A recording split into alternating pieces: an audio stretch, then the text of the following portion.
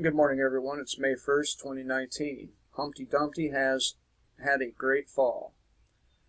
Paul Craig Roberts. I cover Paul Craig Roberts stuff because he is a former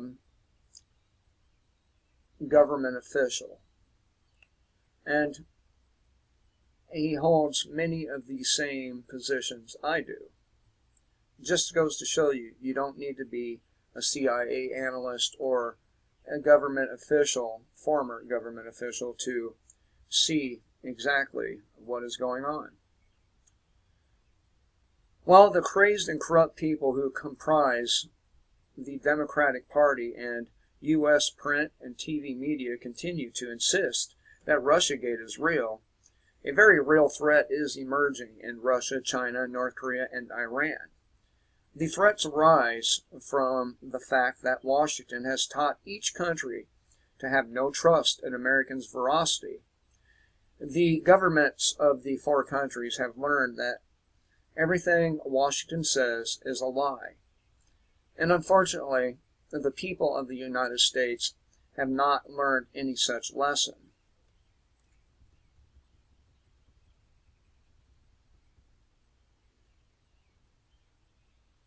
Moreover, the countries have learned that Washington does not accept their sovereignty and objects to their existence. Each of the four countries has experienced sanctions designed to overthrow their governments or cause them to submit to Washington's will. Russia long ago saw through Washington's disingenuous claim that the missile ring Washington has arrayed around Russia is defensive and directed against non-existent Iranian missiles. Putin has said many times that the defensive missiles can easily and quickly be converted into nuclear-armed offensive missiles that leave Russia no response time. Now, I have said many times in the last 6 months, at least, that Russia would be very foolish to wait for Washington or our military to be able to counter their hypersonic missile and their recent, I call it a tsunami bomb. I don't know what they call them, but it's a nuke that is launched under the sea and detonated under the sea to cause a massive tsunami. If they wait until our military has the capabilities to counter, then really the development of these missiles are in vain. I've always been amazed at the utter stupidity of the Polish and Romanian governments for accepting these American missiles. No doubt the Polish and Romanian officials were paid handsome bribes, but money is no good to a dead person. You can bet your life that the Russians are not going to permit such operable weapons to be on Russia's border during a time of high tensions that exist today between the West and Russia. Not content with this reckless provocation of Russia, the dumb shits that comprise the U.S. government have announced a program to put weapons in space that can neutralize Russia and China's nuclear deterrent. Again, if they have any kind of sense over there in Russia and China, they will use these most recent weapons before Washington is able to counter them. This is your leadership. This is what leadership does, especially corrupted leadership. They lead you straight to the mouth of fucking hell.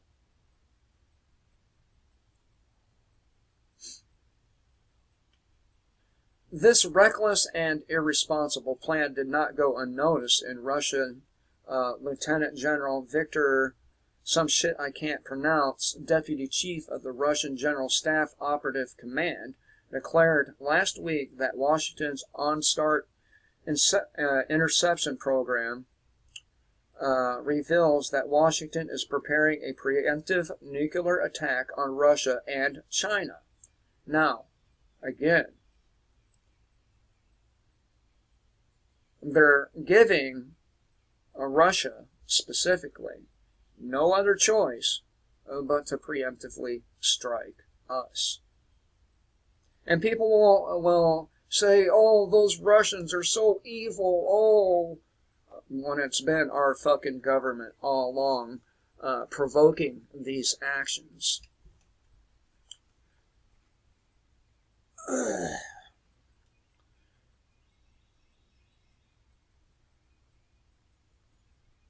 Okay.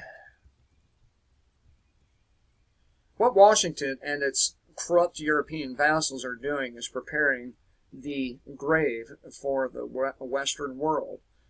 A good riddance as far as the rest of the world is concerned. Yeah, good riddance, America. Good riddance. Because we have become the world's fucking police force. And we should never have been that role in the first place. That role should not exist in the first place.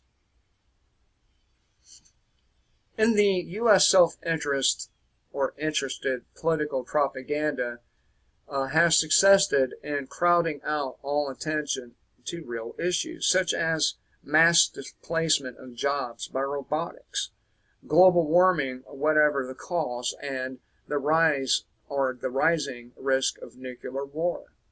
When the rest of the world looks at the West, it sees an insane asylum in which the two greatest threats to American national security are said to be Venezuela and a Russian agent in the Oval Office.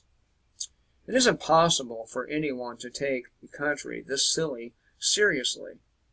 Consequently, American power is collapsing to everyone else's relief.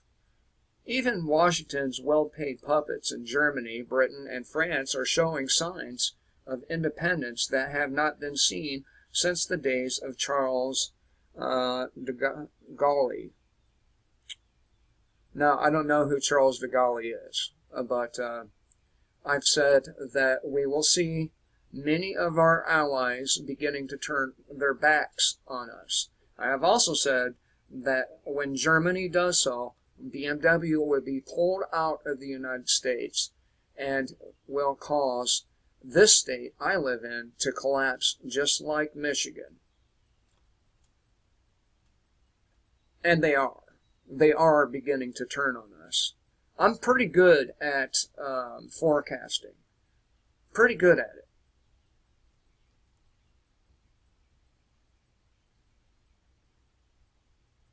The Russians, Chinese, Iranians, and North Koreans know that they are dealing with fools, and they are not going to take any chances. They know that no agreement with America means anything, and that Washington speaks only with a forked tongue. Washington is going to be increasingly frustrated abroad as willingness to cooperate with the insane asylum vanishes. And the consequences of this will be increasing tyranny at home.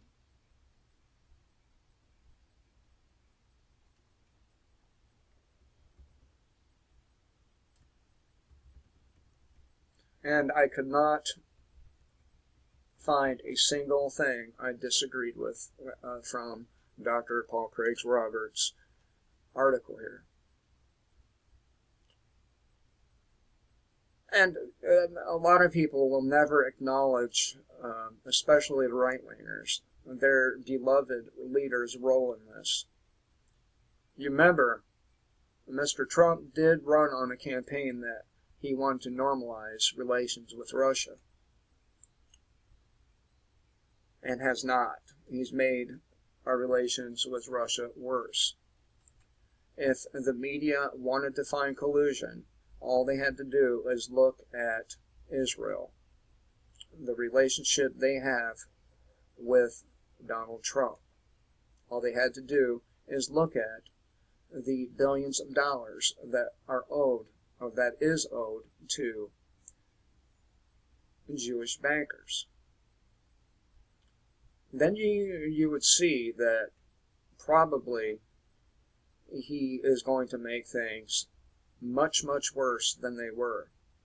And if you don't believe me about that, then we can go over here to a food crisis alert. Farmer income plummets. And this one is from Max Slavo. Now, a lot of this is due to Trump's trade war with China, but a lot of it is due to flooding as well. The food crisis could be upon us as farmers in the United States report that income has plummeted. If farmers can no longer afford to grow food we all buy at the stores, expect not only major price hikes on food that is available, but a shortage of whole foods as well. The personal income of farmers in the U.S. declined by an annualized $11.8 billion between January and March. The biggest first quarter drop in 3 years, Bloomberg reported, citing Commerce Department data released Monday. The drop in income is being driven primarily by the fallout from President Trump's trade disputes, a nosedive in commodity prices, and record flooding in the Midwest. As a result, farmer bankruptcies in the Midwest have shot up to levels the U.S. hasn't seen for approximately a decade. You remember those concerts that were held back late 80s, early 90s? Farm Aid. Willie Nelson. That's not even going to save our farmers this time around. This time around, there's nothing that will be able to save the farmers.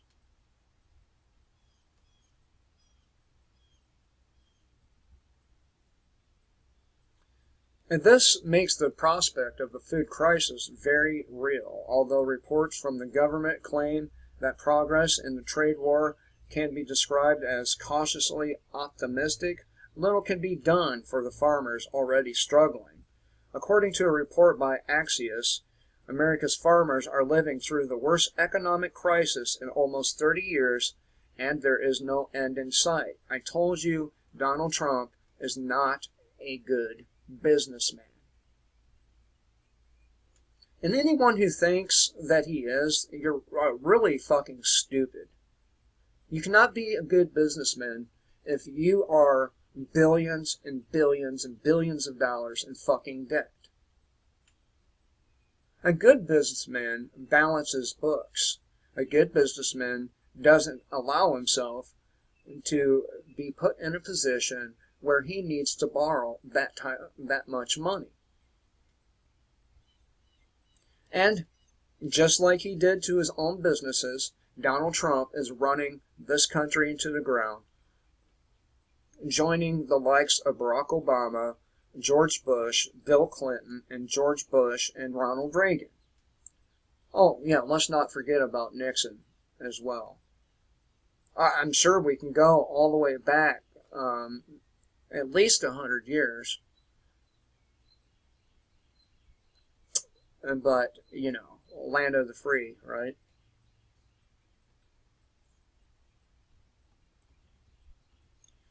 Government interference in the food market is having a much heavier effect on farmers than it has on others. As New York Times columnist Paul Krugman writes, rural America is being undermined by powerful economic forces that nobody knows how to stop. The booming economy the mainstream media continues to relentlessly drone on about isn't touching all corners of the country, and farmers in particular are facing a very different economic reality than the economic growth and low unemployment rate, and this is not true. There is no low unemployment rate. It's around 21-22%, and the jobless numbers reflect this.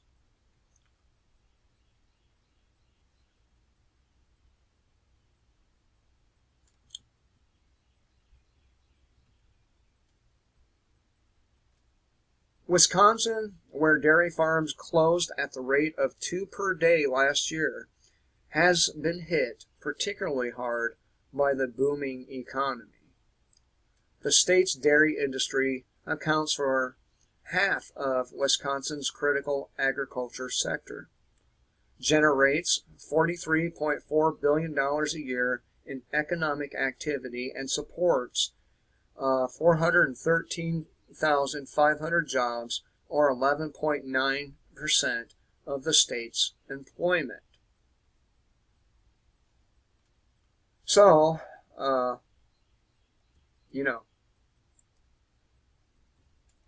be prepared for the hard times that is just ahead. I would not count on it being down the road much further.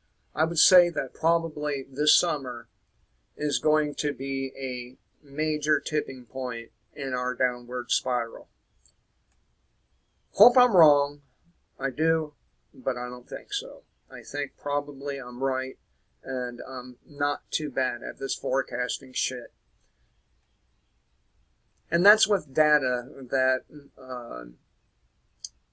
that's just out there.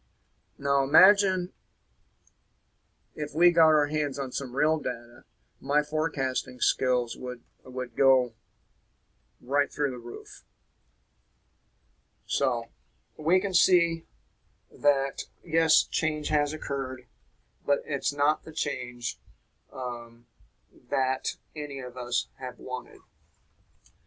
So, get ready, because we have not much longer for our wait.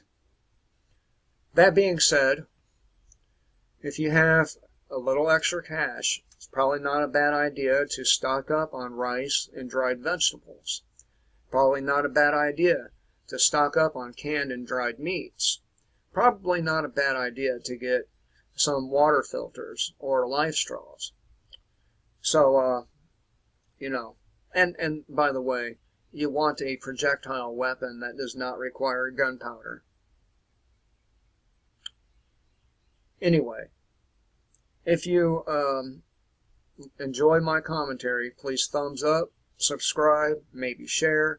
I have PayPal links and Discord links below. Not been on Discord for about a week, as I've been busy stamping out all my personal little fires. But I will be back on. At any rate, kill the state before the state kills you.